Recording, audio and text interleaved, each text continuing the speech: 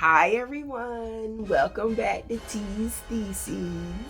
For any of you who may be new here, I am T, and on my channel I offer you my unsolicited opinion on the books that I read. And for today I have for you guys Downpour by author Christopher Hawkins.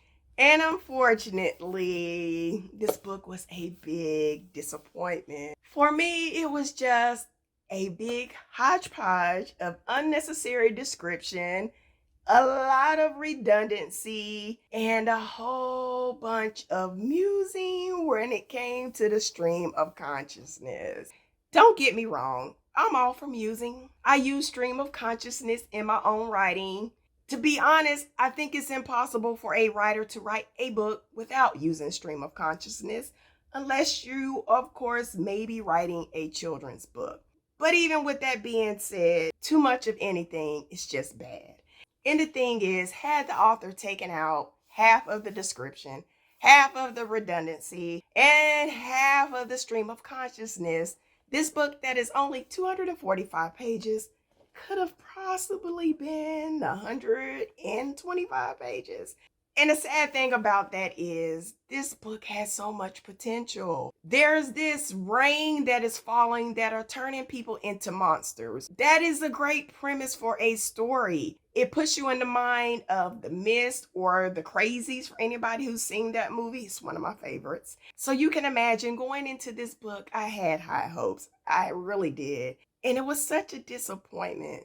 But again, as usual, I am getting ahead of myself. For any of you who have not read Downpour, in this story we meet a man by the name of Scott, and Scott and his wife are having some problems because she cheated on him. So things at home aren't really going as well, and not just because his wife cheated on him, but also because Scott lives in a rural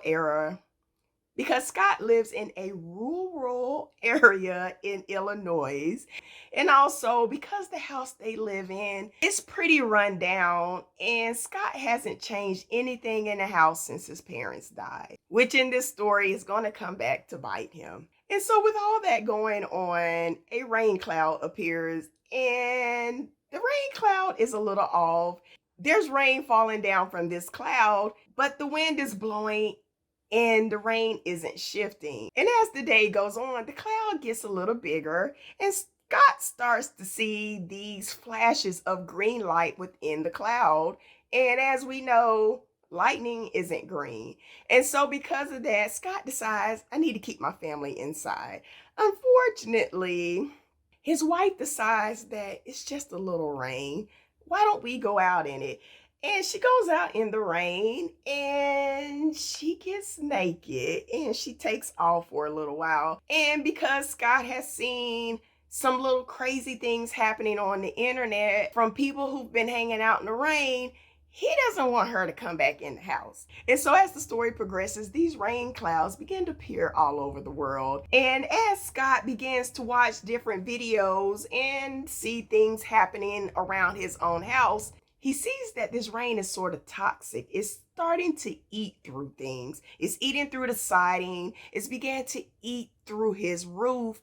And it's becoming really hard to try to stay out of the rain. And so one of my biggest issues when it comes to this story, not only with the unnecessary description, the redundancy, and all this musing that is happening within Scott, even though the author throws in these conflicts within the story, because as I said, Scott is stuck at home. And so there's not really much going on here other than him moving from room to room, checking to make sure that the house is secure, and keeping an eye on his wife and dog who have gotten out in the rain. But when the author does introduce conflict, in my opinion, it's just a ploy by the author to try to make us as readers, to keep us from figuring out that the ending was going to be the ending that we thought we were going to get when we first started reading the story. The ending is unsurprising. So for me, the conflicts that were thrown within the story was just filler. It was just something to get us from point A to point B. I'm not saying that some pretty awful things didn't happen in this story, but with all this musing going on, it took away from